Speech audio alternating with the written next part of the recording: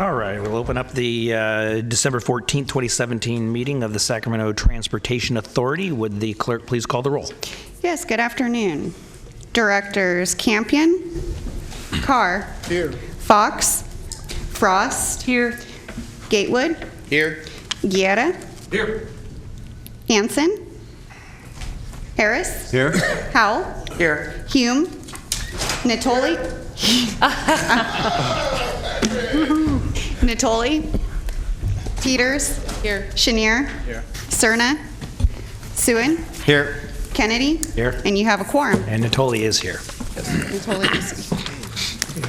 Okay, will you please join me in the Pledge of Allegiance?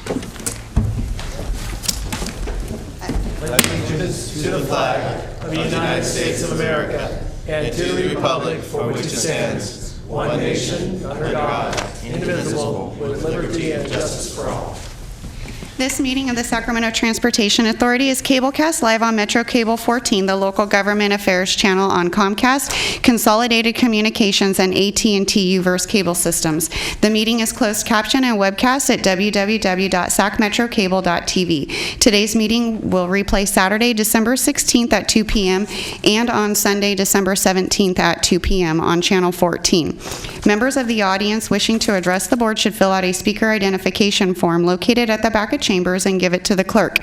Please speak into the microphone when addressing the board and state your name for the record. If you have any electronic devices, please silence them at this time. Thank you. And please call the first item. Item number 1 is comments from the public regarding matters not on the agenda. I have 3 items. First, Jeffrey Tardigia.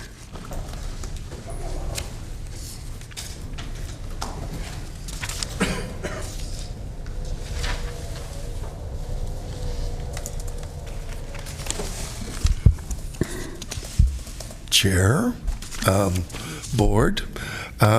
Jeffrey. Yes, Patrick, do you have a conflict of interest, or are you still, looks like, the chairman of the STA, and are you not also the RT, chairman of board, and is there letters signed about? Well, or a few things, Jeffrey, and you're cutting into your time. I know. First of all, I'm not the chair of RT, and second of all, it wouldn't be a conflict anyway, according to council. But you go ahead. Please, thank you. And SB1, I noticed that dealing with funds that rail has a specific component, and I'm curious regarding to dealing with the ACE, and as you probably are aware, in the Amtrak station, the new published map is related to rail transit corridors through there. I'm curious, since it seems like mostly your transit has in the past been focused about regional transit and other bus and light rail services, and knowing what may on streetcar, I'm just curious what STA's impact is going to be in regard to the, shall we say, passenger Amtrak San Joaquin corridor and what its input is, and knowing that one or more members, I believe, is serving on the joint powers for the San Joaquin corridor right now, and encourage that please better public reports come back about what is going on, as well as your son of a B, or is it son of an A now, attempt through there of a new, should we say, tax measure. And it's interesting to see what SB offers you as a complication and as a direction. And that's my public comment. Thank you. Deborah DeRosier.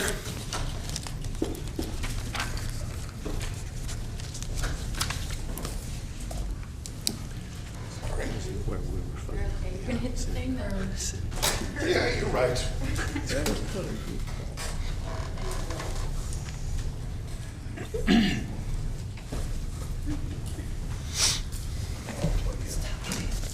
Hi, I'm Deborah DeRosier. I'm Executive Director of Sacramento Taxpayers Association. I work also with Howard Jarvis Taxpayers Association and also with Ion Sacramento. A couple of things that I wanted to bring to your attention that I've been trying to track down. Since October of 2016, STA has been talking about getting a cash flow analysis from a company called Public Financial Management, Inc. And it actually came before the board to get approval for extra services from this company, PFM, that does these analysis. And it was approved April 13th, 2017, and it doesn't exist yet. And I think with your current problems, I watched the meeting last week online, and I am finding through different public record requests that I have done tracking different fees that the accounting at STA needs to be audited, not just through the CAFR, but through a different independent auditing service. Mainly what came to light to me most recently was the mitigation fees. I don't know if you're aware of the mitigation fees and how they're supposed to be dispersed according to Measure A, but there is a certain formula, and the fees are supposed to be returned to the jurisdiction where they were generated. And I have asked STA if those fees are being tracked, that they are being dispersed into those correct jurisdictions in the method and the formula. They are not. I brought to their attention that an excessive amount was being given to capital projects. The formula, I believe, off the top of my head, is about 55% maximum can go to capital projects. And more than that has been going to capital projects, and it hasn't been being tracked to which jurisdictions they're going to.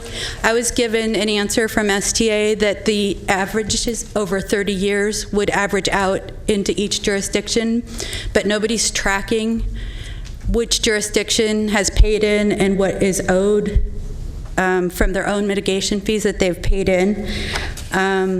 $13 million all of a sudden became available out of the general fund to reimburse capital expenditures into the mitigation fee fund. And I really believe that this mitigation fee fund needs to be audited, and it needs to show which jurisdiction has gotten how much money of what they've put in and what they're owed. Thank you. Thank you. Dan Allison?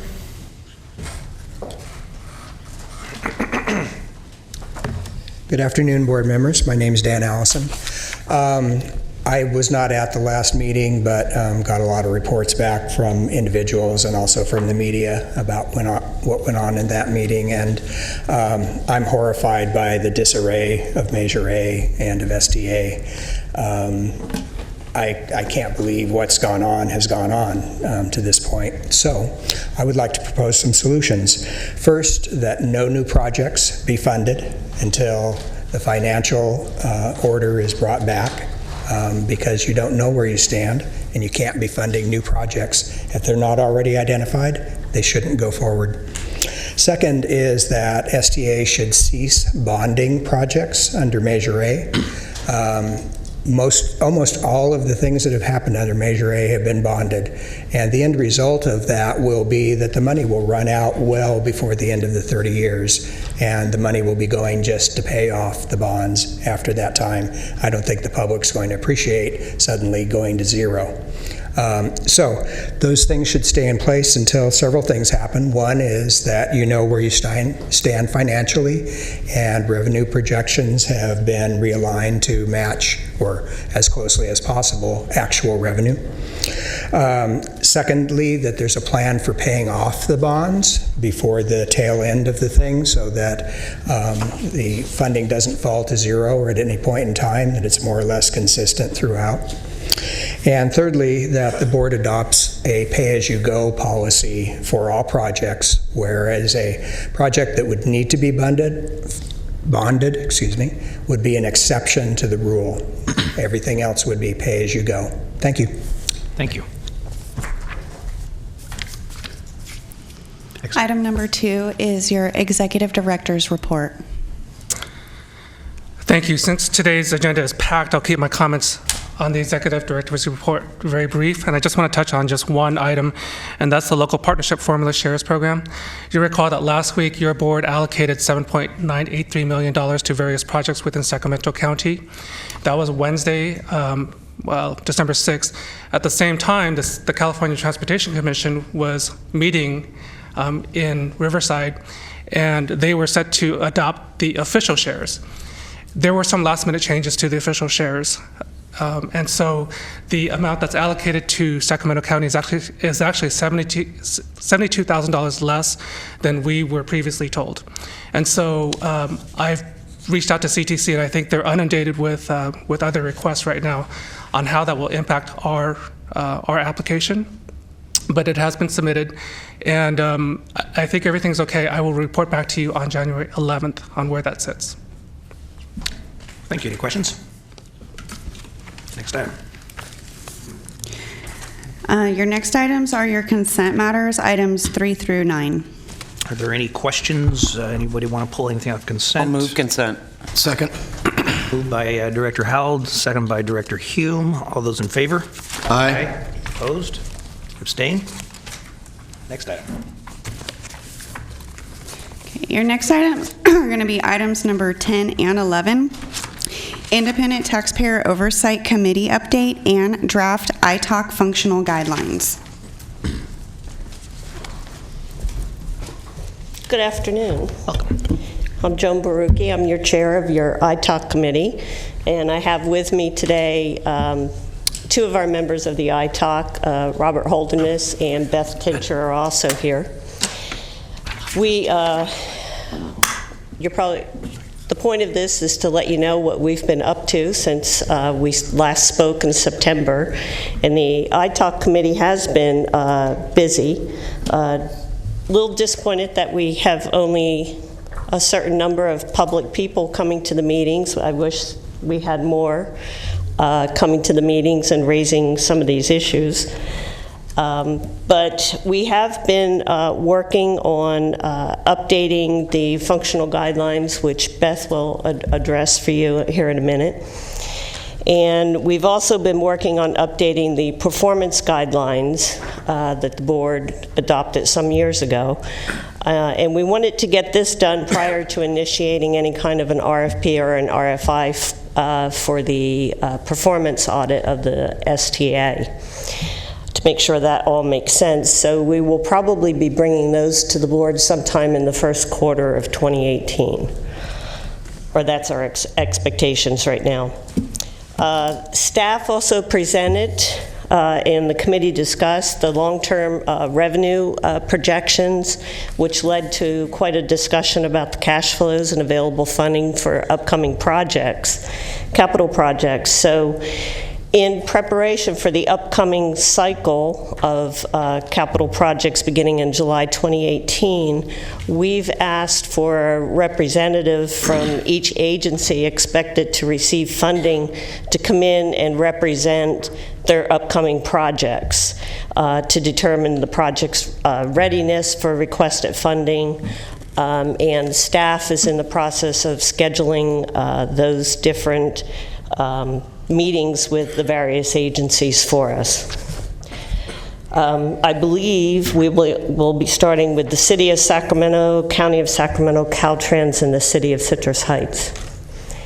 The staff also presented the STA budget to actual analysis for the fourth quarter. We didn't really have any comments on it. It looked good. We'll give Tim some props for correcting some things and getting that on the straight and narrow. The committee is also continuing to refine the capital project status reports, and we recommended several improvements that I hope you noticed, but we're continuing to refine those.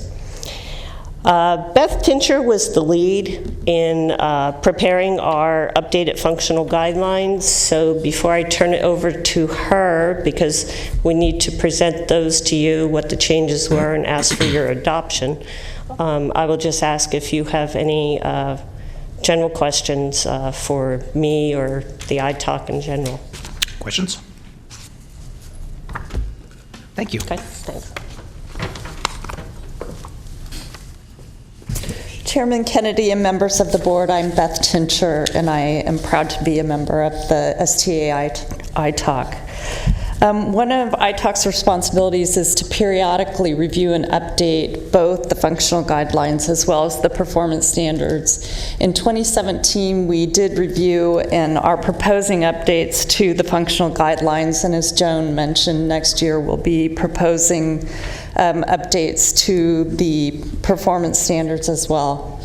The proposed updates essentially remove redundant language that's already cited in the ordinance. It removes non-applicable processes that have not been used by the ITAC. It creates a clear distinction between staff and ITAC responsibilities and also more accurately reflects the ITAC roles and responsibilities.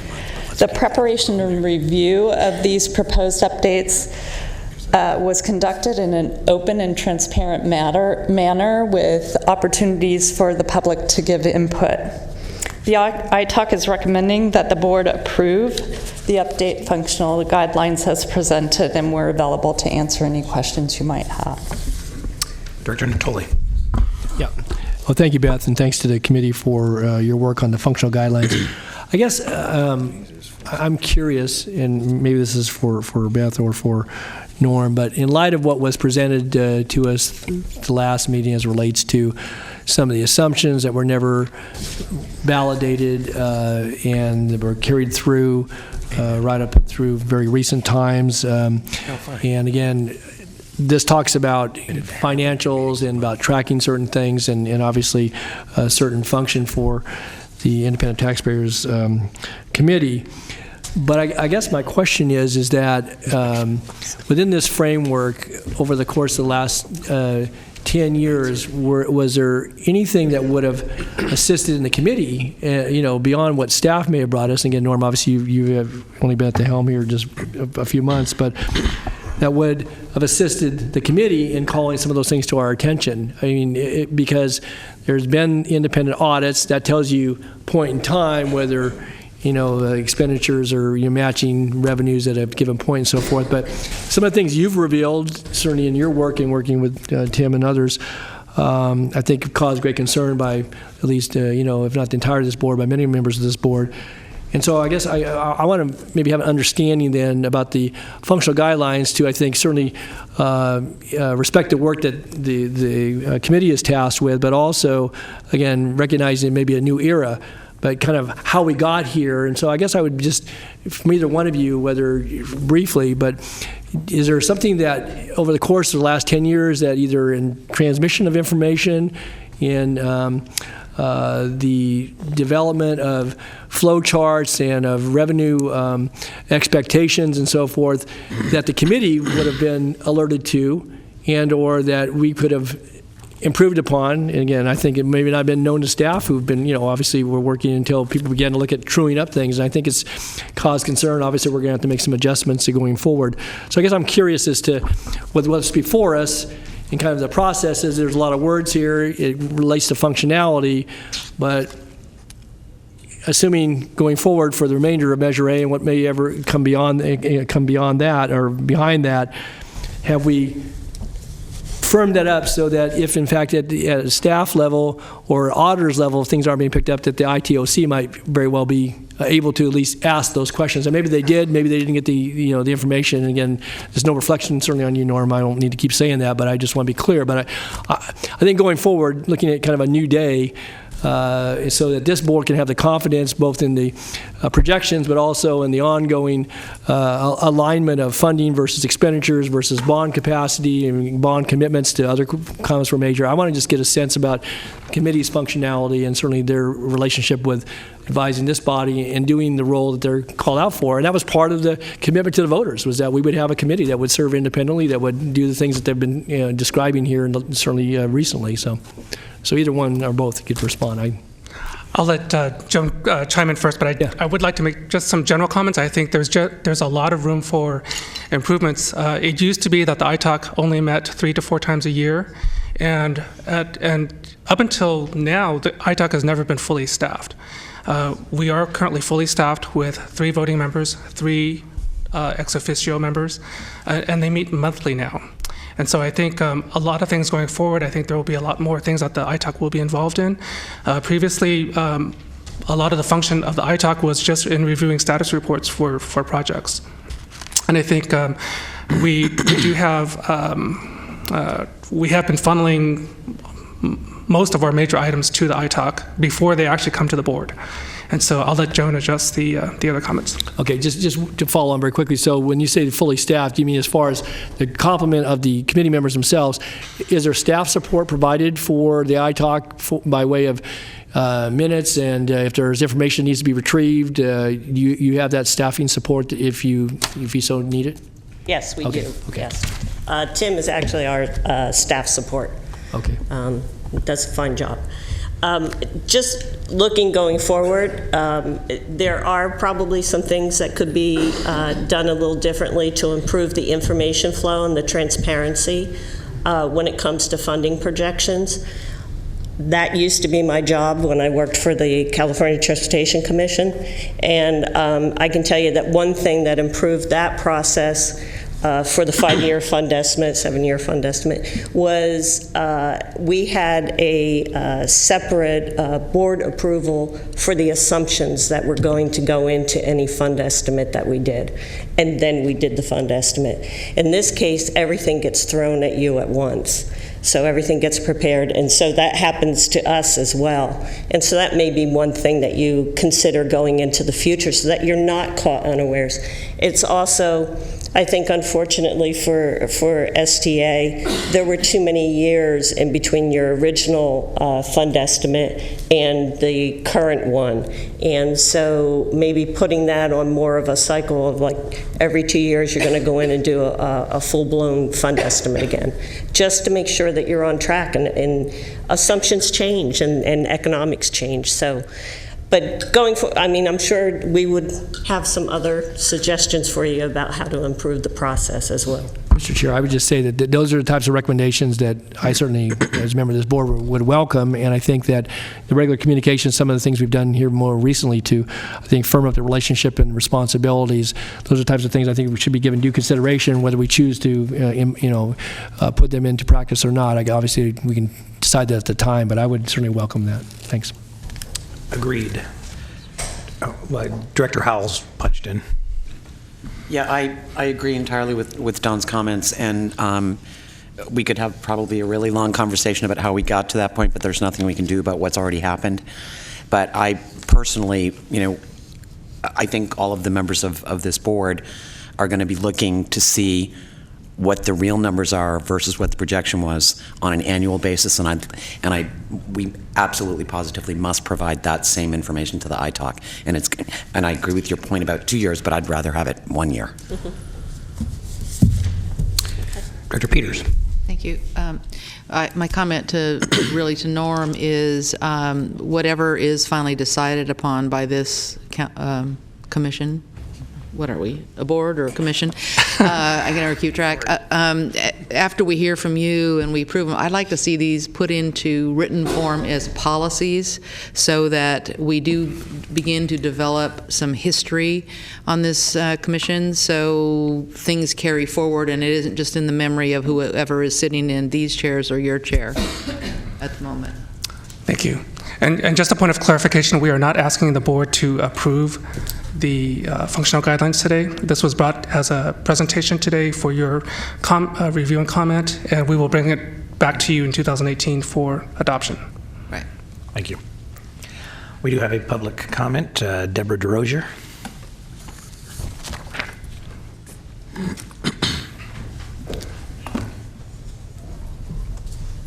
Hi, I'm Deborah DeRosier. I know this is really weird to you, but I actually read these packages. On the performance, whatever this is called, page 4 of 4 mentions that the ITAC will meet quarterly. I believe that it was just stated that they meet monthly. I'd like to confirm that it's going to be monthly instead of quarterly. Also, under the paragraph titled Consultants, it says all consultant contracts valued at $50,000 or less must be approved by the governing board, and prior to this it was $50,000 or more needed to be approved by the governing board, so I'd like to get that clarified as well. Thank you. I'd like that clarification myself. Tim, do you want to adjust that?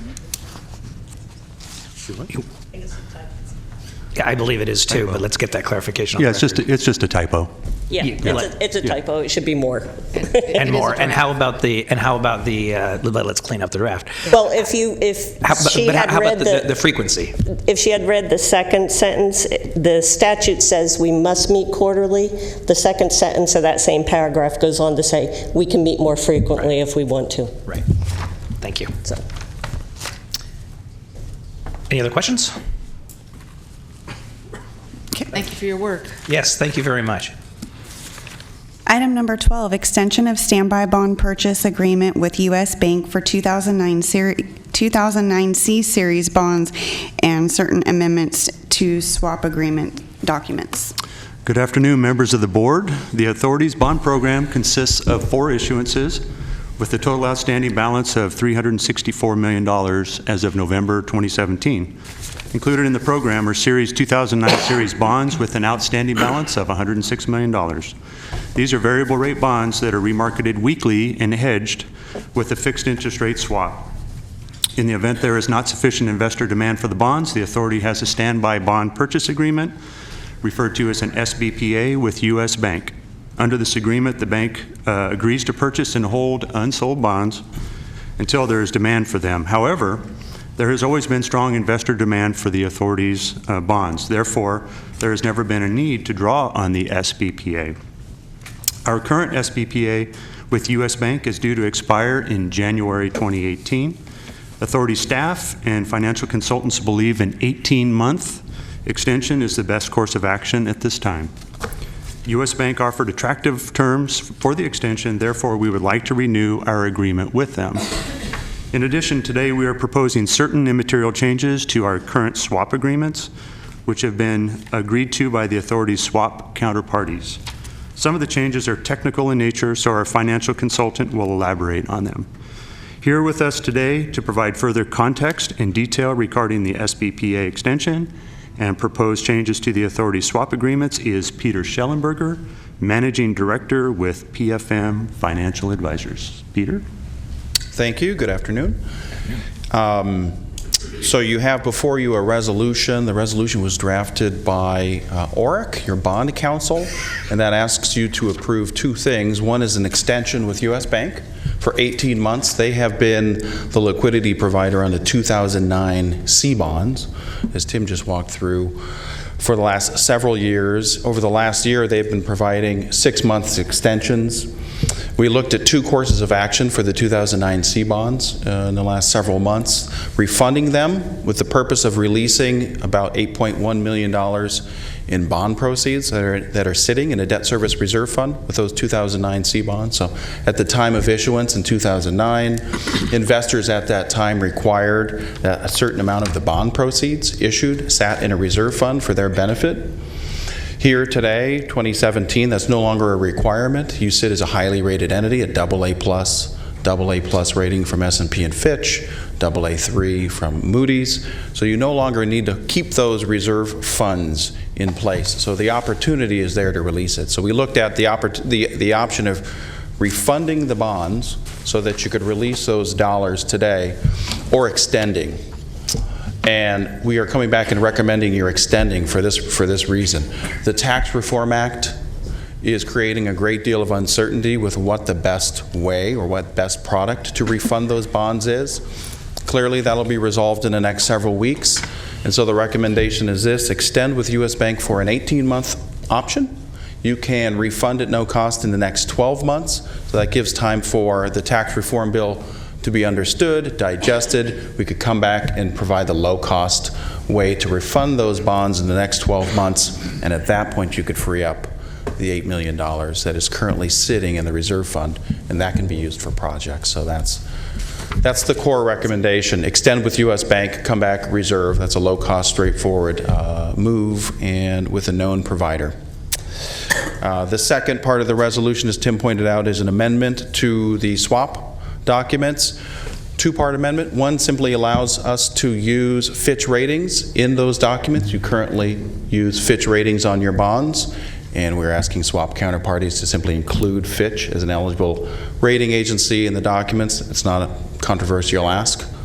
And the second is to make a technical amendment to those documents to allow for the future refunding when you choose that. It is an appropriate time to do that. So that's the second part of the resolution. Great. Any questions? Director Frost. I wanted to ask about the Fitch rating. Does that make it more marketable? Is that why we're adding Fitch to the swap agreement? Good question. In 2012, the authority began using Fitch. Originally, beginning in 2009, the authority, along with most other self-help counties and transportation agencies, used S&P and Moody's.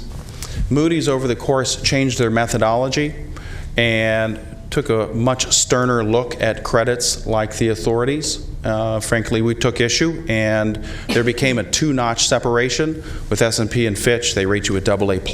Moody's puts you at a AA-. We think that does you no service, so we've migrated to Fitch.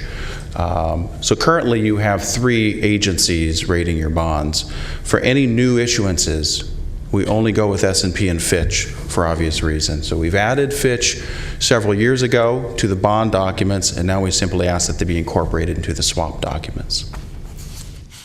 And so the staff report was talking about how this will provide flexibility.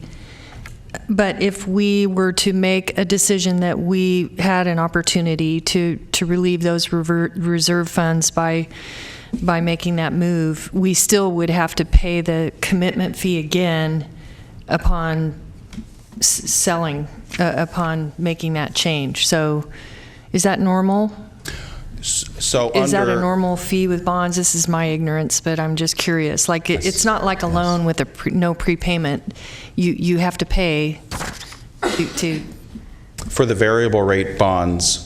For the variable rate bonds, including the 2009 C bonds, you will always need a liquidity facility on those bonds, just to sort of guarantee in case an investor doesn't purchase those bonds on a given week. A commercial bank stands by, hence the standby bond purchase agreement, stands by ready to purchase those.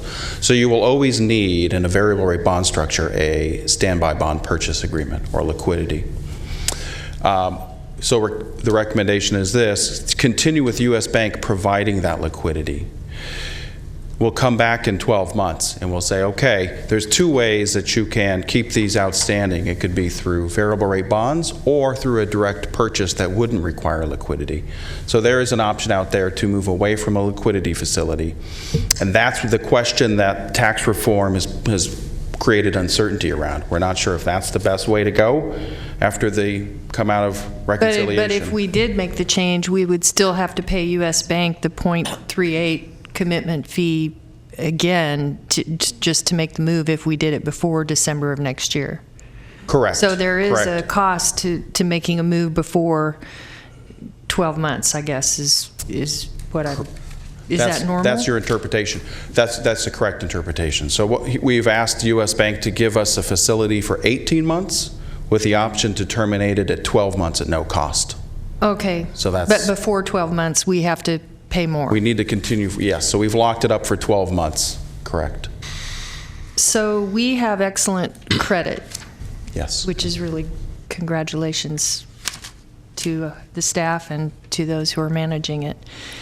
But if for some reason our credit were to change, it impacts, then does the cost adjust in the middle of this agreement, and does the collateral requirement adjust? And then I guess, is there a collateral requirement here that we're posting, and would that then adjust as well if there were changes in the market, like interest rates and cost went up? Are we at any time required to put up more money and need to have that money in reserve for the swap and also for our rating? Good questions. Starting with the swap, you have no requirement to post any collateral. So it's the agreement. Okay. So on the swap agreement, there's no collateral posting requirements. regardless of your rating. You know, there's triggers if you drop below investment grade to BBB minus, certain events occur. But given that you're up there at the AA plus and you have 12 notches between you and BBB, there's no collateral posting requirements on the swap. So that's a no. Okay. There are increased cost provisions under the liquidity facility, under the facility with U.S. Bank. Your requirement is this: to maintain at least 2 ratings at the AA minus level, and if you drop below the AA minus, then they can increase 10 basis points. 10 basis points from 38 to 48 basis points. And the cost is, I mean, it's hugely more. It goes from 38 to 48. And so here you sit at AA plus. You would have to drop from AA plus to AA minus, and then below AA minus before those cost increases. Okay. So that is a highly unlikely event. Right. Yeah. Okay. Thanks. Sure. Director Howell. Just to go back with some of the history to address the question about Moody's versus S&P versus Fitch. Sure. That happened as a result of our bonds being downgraded several years ago at about the same time that the same thing happened to Regional SAN.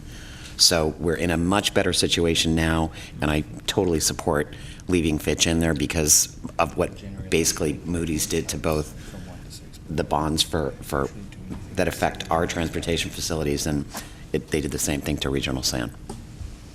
So at the beginning of the economic downturn, and it stayed that way for quite a while. Thank you for that, yeah. Thank you. Any questions? Other questions? Is there a motion? I'll move the item. Second. Moved by Director Howell, seconded by Director Chenier. All those in favor? Aye. Opposed? Abstain? Thank you, sir. Thank you. Next item. Item number 13, Senate Bill 1 Local Partnership Program Competitive Grant Program Nominee Project Presentations.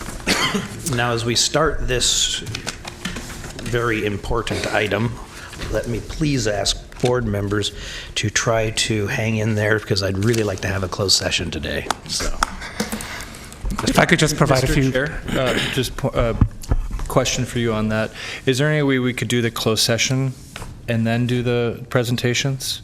So, because this isn't really an action item.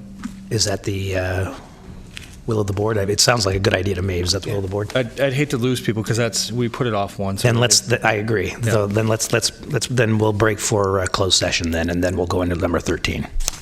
Okay. Thank you, Director Hanson.